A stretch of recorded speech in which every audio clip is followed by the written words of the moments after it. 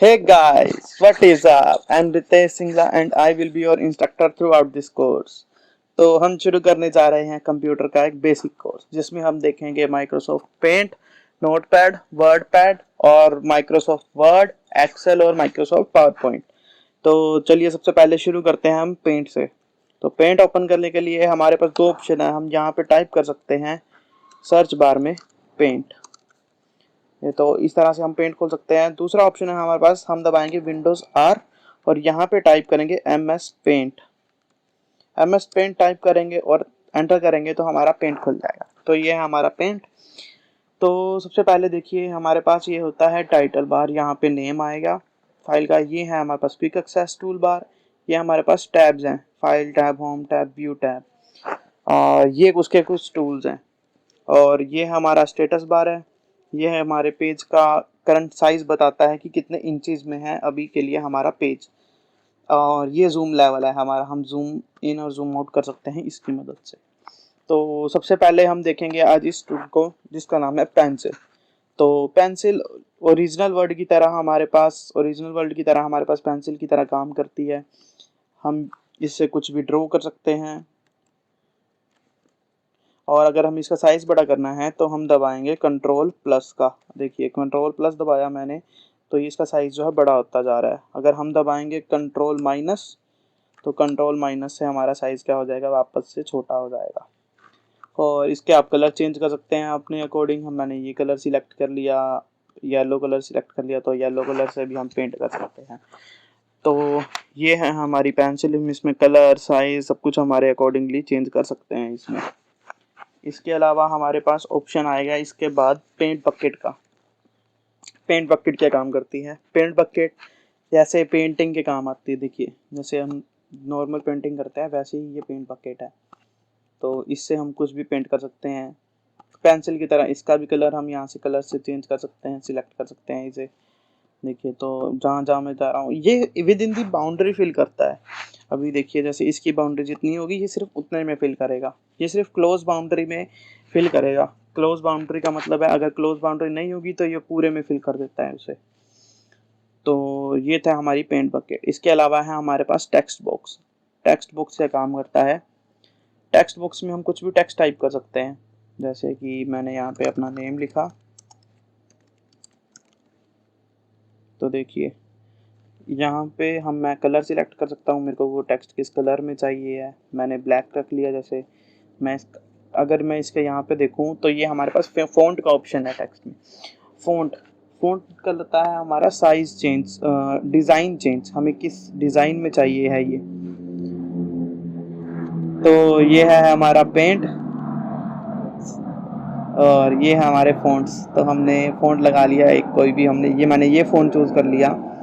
और मैं इसका साइज़ भी इंक्रीज़ डिक्रीज़ कर सकता हूँ अपने अकॉर्डिंग। मैंने इसका साइज़ जो है इंक्रीज़ कर लिया। मैं इसे बोल्ड कर सकता हूँ। इटैलिक का मतलब है ये स्लाइटली एक एंगल पे झुक जाएगा। अंडरलाइन कर सकता हूँ और स्ट्राइक थ्रू भी कर सकता हूँ।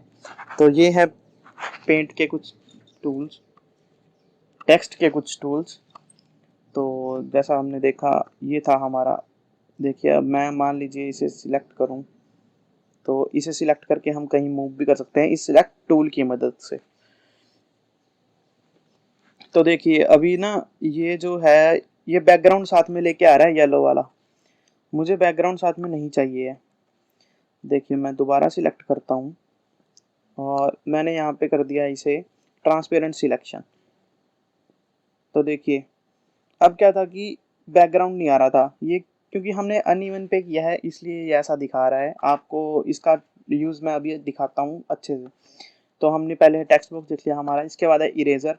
इरेजर हम भाई लाइक ओरिजिनल इरेजर की तरह हम कुछ इरेज कर सकते हैं कंट्रोल प्लस की मदद से। इसका भी साइज़ जो है हम इंक्रीज़ कर सकते हैं जितना हम चाहें और इसे इरेज कर सकते हैं सब कुछ। तो ये है हमारी इरेजर। इसके अलावा हमारे पास एक टूल है कलर। ये पहले इस पे जाके देखेंगे हम इसे बोलते क्या है। इसे बोलते हैं कलर पिकर। कलर पिकर मतलब ये कलर उठाता है। कहाँ से उठाएगा, जो हम कलर सिलेक्ट करेंगे वहां से। मान लीजिए मैंने ये कलर उठा लिया, तो देख सकते हैं प्राइमरी कलर जो है मेरा कलर 1 है वो इसी कलर का सिलेक्ट हो गया जो मैंने वहां से चूज किया था। तो अब मैं फिल कर सकता हूँ पेंट बकेट की मदद से। मेरा वो जो कलर फर्स्ट था वो as a primary colour select हो चुका है कलर पिकर की टूल की मदद से। ये है। इसके बाद हमारे पास जूम मैग्नीफायर टूल, हम मैग्नीफाई कर सकते हैं किसी भी एरिया को। जैसे जैसे मैं यहाँ पे क्लिक करता जा रहा हूँ, हम देख सकते हैं यहाँ पे जो स्टेटस है जूम का वो बढ़ता जा रहा है। राइट क्लिक करेंगे तो हम जूम आउट कर सकते हैं वहीं से। तो इस तरह से काम करता है मैग्नीफायर। इसके अलावा हमारे पास हैं कुछ शेप्स, क्योंकि हम पहले क्या है इसे पूरा इरेज कर लेते हैं। नीचे हम इसे इरेज करते हैं।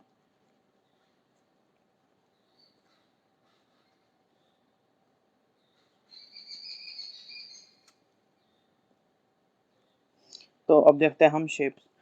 ये है स्ट्रेट लाइन, हम किसी भी कलर की ड्रॉ कर सकते हैं कलर सिलेक्ट करके। इसे भी हम बड़ा छोटा कर सकते हैं कंट्रोल प्लस की मदद से। देखिए अगर मैं इसे और बड़ा करना चाहूँ तो और बड़ा कर सकता हूँ। अब मैं जो भी लाइन ड्रॉ करूँगा वो इतनी बड़ी ड्रॉ होगी। और इसे छोटा करना चाहूँ तो कंट्रोल माइनस की मदद से छोटा भी कर सकते हैं। इसके अलावा है हमारे पास ये ओवल शेप। अभी इसके लिए हम इसे ना थोड़ा वापस नॉर्मल साइज में कर लेते हैं ताकि ये ड्रॉ किया हुआ अच्छा लगे। तो देखिए मैंने इसका कलर चेंज कर लिया। मैं इसमें भी कुछ फिल कर सकता हूँ पेंट बकेट की मदद से। तो ये है हमारी कुछ बेसिक शेप्स। देखिए यहाँ पे दिख रहा है फिगर में 1 2 3 4 5 और 6 लाइन्स हम ड्रॉ कर सकते हैं। तो ये देखिए, पर हम कितनी भी ड्रॉ कर सकते हैं। इसकी मदद से हम मैनुअल शेप बना सकते हैं, पर वो बननी तब तक नहीं बंद होगी जब तक हम उसे क्लोज नहीं करेंगे। तो देखिए अभी ये बनती जा रही है, जहाँ भी मैं जाऊँगा ये बनती जाएगी। ये तब तक बनेगी जब तक मैं इसे वापस स्टार्टिंग पॉइंट पे बंद नहीं करूँगा। तो देखिए अब ये फिगर जो है कंप्लीट हो चुकी है। तो इस तरह से काम करते हैं ये कुछ शेप्स। इसके अलावा हमारे पास एक शेप है कर्व। कर्व क्या काम करते हैं देखिए, इसमें 3 स्टेप में पूरा होता है काम। फर्स्ट स्टेप ये था, सेकंड स्टेप और ये थर्ड स्टेप। अब इसके बाद आप इसमें कोई चेंज नहीं कर सकते हैं, अब ये इसी शेप में रहेगी। आपको कुछ और शेप में चाहिए तो आप नई लीजिए, इसका कलर हम चेंज कर लेते हैं। तो सेकंड स्टेप और ये थर्ड स्टेप, बस 3 स्टेप्स में ये कंप्लीट होती है। इसके बाद आप इसमें कुछ चेंज नहीं कर सकेंगे। तो हमने ये सारे टूल्स देख लिए, हमारी शेप्स देख ली हैं, और इसके अलावा हमने यहाँ से भी आप साइज इंक्रीज डिक्रीज कर सकते हैं जिस चीज़ का भी आपको करना है। देखिए मैं इसको कर सकता हूँ डिक्रीज। देखिए तो हम यहाँ से भी अपना जो साइज है वो डिक्रीज इंक्रीज कर सकते हैं। और इसके अलावा हमारे पास है यहाँ पे ब्रशेज। ब्रशेज जो हमारे पास अलग अलग टाइप्स के हैं, जैसे ये नॉर्मल ब्रश है, ये कैलीग्राफी ब्रश है, ये भी कैलीग्राफी ब्रश है। तो देखिए ये कैलीग्राफी ब्रश है हो गया। तो देखिए इसके अलावा है हमारे पास ये क्रेयॉन भी है। ये लाइक ओरिजिनल, जैसे हम क्रेयॉन से ड्रॉ करते हैं बिल्कुल वैसे ड्रॉ करेंगे ये। तो ये ओरिजिनल ब्रशेस की तरह ही काम करते हैं हमारे पास। ये देखिए ये ब्रश था हमारे पास वाटरलून ब्रश। तो ये हमारे ब्रशेस थे। इसके अलावा हमारे पास एक एडिट कलर्स का है। अगर मान लीजिए आपको कोई शेड अलग से चाहिए अपनी, तो आप यहाँ पे कलर सिलेक्ट कर सकते हैं, यहाँ से उसकी शेड सिलेक्ट कर सकते हैं। मान लीजिए मुझे इस कलर में शेड चाहिए तो, और मुझे थोड़ी डार्क शेड चाहिए, तो मैं सिलेक्ट करूँगा, ओके करूँगा, तो जो कलर है वो क्या मेरा मैनुअल कलर है वो यहाँ पे आके ड्रॉ हो जाएगा। तो देखिए एज ए प्राइमरी कलर वो सिलेक्ट हो जाता है इसके बाद। तो ये थे हमारे एडिट कलर्स। इसके अलावा हमारे पास रीसाइज का ऑप्शन है। हम अपने जो पेज है, इसे जो हमारा कैनवस है जिसमें हम ड्रॉ कर रहे हैं, हम इसका साइज छोटा बड़ा कर सकते हैं रीसाइज की मदद से। स्क्यू का मतलब है हम इसे किसी एंगल पे झुका सकते हैं। तो देखिए अगर हम इसे 50 कर लेंगे तो ये साइज देखिए ये वापस छोटा हो जाएगा। तो इस तरह से काम करता है। देखिए अब बड़ा करने पे ये वापस बड़ा नहीं होगा, क्यों? क्योंकि हमें इसे वापस रीसाइज करना पड़ेगा। हमें अब देखिए मैंने इसका 50% किया था ना, तो अब मुझे इसे 200 करना पड़ेगा ओरिजिनल साइज में लेके आने के लिए। तो ये वापस ओरिजिनल साइज में आ जाएगा। पर क्योंकि हमने इसे छोटा किया था और फिर बड़ा किया है, इसलिए ये जो है पिक्चर की क्वालिटी कम हो जाएगी। चलिए हम एक बार एक न्यू पेज ले लेते हैं और दोबारा बाकी ऑप्शन देखते हैं। रोटेट, देखिए रोटेट कैसे काम करता है। मान लीजिए मुझे अपना नाम लिख लिया मैंने, तो देखिए अगर अब मैं यहाँ पे जाऊँगा और ये सब टूल तभी काम करेंगे जब हम सिलेक्ट करेंगे। रोटेट किया मैंने, रोटेट 90 डिग्री राइट पे और रोटेट करूँगा लेफ्ट में, तो ये जो है मेरी इमेज जो है वो रोटेट होती जा रही है। वर्टिकल फ्लिप, वर्टिकल का मतलब है कि जो ऊपर है वो नीचे हो जाएगा, जो नीचे है वो ऊपर हो जाएगा। हॉरिजॉन्टल क्या काम करता है, हॉरिजॉन्टल करेगा लेफ्ट वाला राइट में, राइट वाला लेफ्ट में। तो इस तरह से काम करता है हमारा रोटेट। इसके अलावा हमारे पास जो होम टैब के टूल्स बचे हैं वो हैं ये क्लिपबोर्ड वाले। तो देखिए इसके यूज करने के लिए हमें पहले सिलेक्ट करना पड़ता है कट। कट मतलब एक जगह से उठा के वहां से डिलीट करके दूसरी जगह पे उसको लाना। तो मैंने कट किया, अब मैं करूंगा इसे पेस्ट। पेस्ट आप कर सकते हैं कंट्रोल वी की मदद से, या फिर आप फाइल या फिर आप यहाँ से पेस्ट कर सकते हैं। इसे यहाँ पे पेस्ट दबाएंगे तो ये पेस्ट हो जाएगा। तो देखिए अब इसके बाद मैं इसे कहीं भी रख सकता हूँ। तो ये था कट। अब देखिए मैंने इसे दोबारा सिलेक्ट किया है, इसे करूँगा मैं कॉपी। कॉपी का मतलब है कि वो चीज़ वही रहेगी ओरिजिनल और इसकी एक डुप्लीकेट बन जाएगी। तो मैं इसे जितनी बार मर्जी पेस्ट कर सकते हैं यहाँ पे। तो इस तरह से जो है हमारा ये बन जाएगा। इसके अलावा यहाँ पे हम पेस्ट कर सकते हैं। तो ये थे हमारे जो होम टैब के थे कुछ टूल्स। शेप्स थे हमने देखी, जैसे कि हम यहाँ पे फिल कर सकते थे शेप्स में कुछ कलर जो हम चाहें अपना। जैसे इस कलर में मैंने ये कलर पुट कर लिया। तो अब देखिए मैं आपको ट्रांसपेरेंट सिलेक्शन का मतलब दिखाता हूँ। मान लीजिए मैंने ये सिलेक्ट किया और अभी के लिए हम ट्रांसपेरेंट सिलेक्शन को अनटिक कर देते हैं। अब देखिए मैं इसे लेके गया तो इसका बैकग्राउंड साथ में जा रहा है और पीछे वाली जो इमेज है वो छिप गई। अब मैं ट्रांसपेरेंट सिलेक्शन पे क्लिक करता हूँ तो अब देखिए मेरा डाटा वैसे ही है, पर जो मेरा जो पीछे वाला बैकग्राउंड था वो गायब हो चुका है। तो इस तरह से काम करता है ट्रांसपेरेंट सिलेक्शन। देखिए इसे हम दूसरे कलर में रख के देखते हैं। ये देखिए, अब देखिएगा हम इसे दोबारा से सिलेक्ट करके रखेंगे तो ये देखिए अब जो बैकग्राउंड है वो हमारे पास नहीं आया साथ में। देखिए हम इसे अनटिक कर लेते हैं एक बार। पहले अनसिलेक्ट करेंगे, ट्रांसपेरेंट सिलेक्शन को अनटिक करेंगे, अब इसे सिलेक्ट करेंगे और इसे लेके जाएंगे। तो देखिए अब ये जो है इसमें बैकग्राउंड आ रहा है, इसमें बैकग्राउंड नहीं आ रहा है। तो इस तरह से काम करता है ट्रांसपेरेंट सिलेक्शन हमारा।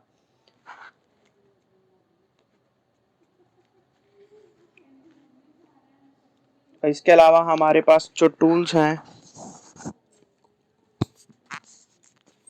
वो हैं फाइल टैब्स के।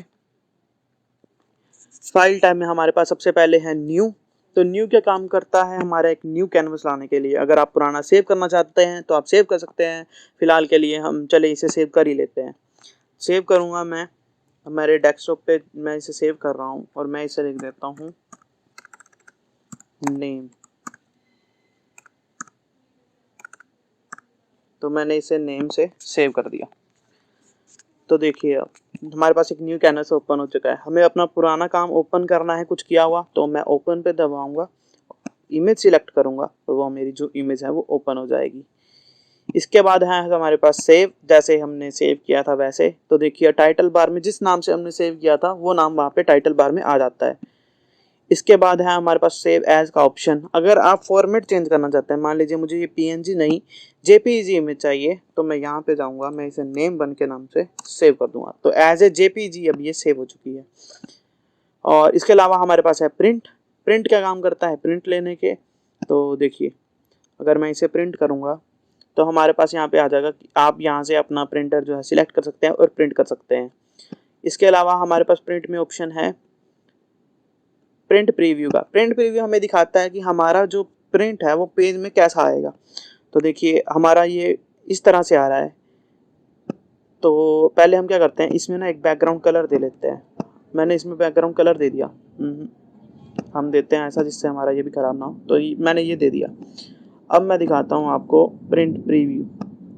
तो अब देखिए ये हमारे पास तीनों तरफ से एक मार्जिन आ रहा है, चारों तरफ से। इस मार्जिन को हमें रिमूव करना है। ये बाय डिफ़ॉल्ट है, जैसे हमारे पास कॉपीज़ में आता है बिल्कुल वैसे है। तो इसको रिमूव करने के लिए हम जाएंगे प्रिंट के पेज सेटअप में। पेज सेटअप में जाएंगे, हम यहाँ से मार्जिन को रिमूव कर सकते हैं हमें जितना चाहिए। मैं इसे 0 कर लेता हूँ हर तरफ से। इसके बाद मैंने कर दिया ओके। अगर अब मैं खोलूँगा इसका प्रिंट प्रीव्यू, तो अब देखिए हमारे पास तीनों तरफ से जो मार्जिन है वो कम हो चुका है। ये चौथी तरफ इसलिए है क्योंकि जो हमारी इमेज का साइज़ है ना वो ही स्मॉल है, तो इसलिए। अब पेज सेटअप से हमारा हो चुका है, हमने पेज सेटअप के ऑप्शन देख लिए हैं। इसके अलावा हमारे पास एडजस्ट भी कर सकते हैं, हमें इसे हॉरिजॉन्टल चाहिए या ये वर्टिकल चाहिए हमें। तो देखिए आप सेंटर कर सकते हैं वर्टिकली या हॉरिजॉन्टली। हॉरिजॉन्टली क्योंकि ये फिट है इसलिए हमें सेंटर करने की ज़रूरत नहीं है। साइज़ सिलेक्ट कर सकते हैं हम इसका A4। हमने इसका A4 पेपर पे, जिस पेपर पे प्रिंट लेना है वो सिलेक्ट कर सकते हैं। मान लीजिए मुझे A3 पे लेना है तो मैं सिलेक्ट कर सकता हूँ, A4 पे लेना है तो सिलेक्ट कर सकता हूँ। तो ये था हमारा प्रिंट ऑप्शन। इसके अलावा हमारे पास सेट एज डेस्कटॉप बैकग्राउंड, आप इसे डेस्कटॉप पे लगा सकते हैं इस इमेज को। फिल का मतलब है कि ये इसे चारों तरफ से फिल कर देगा स्ट्रेच करके। टाइल, अगर इमेज छोटी है तो उस इमेज को एक्स और वाई डायरेक्शन दोनों में डुप्लीकेट बनाता रहेगा और टाइल्स की तरह उसे फिट कर देगा डेस्कटॉप पे। सेंटर का मतलब है कि वो उसे स्ट्रेच नहीं करेगा, चारों तरफ से एक मार्जिन छोड़ देगा और सेंटर में उसे फिक्स कर देगा। इसके बाद है हमारे पास प्रॉपर्टीज़। प्रॉपर्टीज़ में हम देख सकते हैं कि हमें साइज़ कितना चाहिए है पेज का, इंचज़ में चाहिए, सेंटीमीटर्स में चाहिए, पिक्सल्स में चाहिए, तो हम यहाँ से सिलेक्ट कर सकते हैं। कलर चाहिए या ब्लैक एंड वाइट चाहिए, हम ये भी सिलेक्ट कर सकते हैं हमारी इमेज। और इसके अलावा है अबाउट पेंट। अबाउट पेंट में हम देख सकते हैं कि ये किसके द्वारा बनाया गया है, ये माइक्रोसॉफ्ट के द्वारा, इसका वर्जन क्या है, आप इसके लाइसेंस पढ़ सकते हैं। और इसके बाद है एग्जिट। एग्जिट होता है बंद करने के लिए। तो ये थे हमारे पेंट के कुछ बेसिक टूल्स। आशा करता हूँ आपको ये वीडियो पसंद आई होगी। बाकी के टूल्स हम देखेंगे इससे नेक्स्ट वीडियो। Thank you.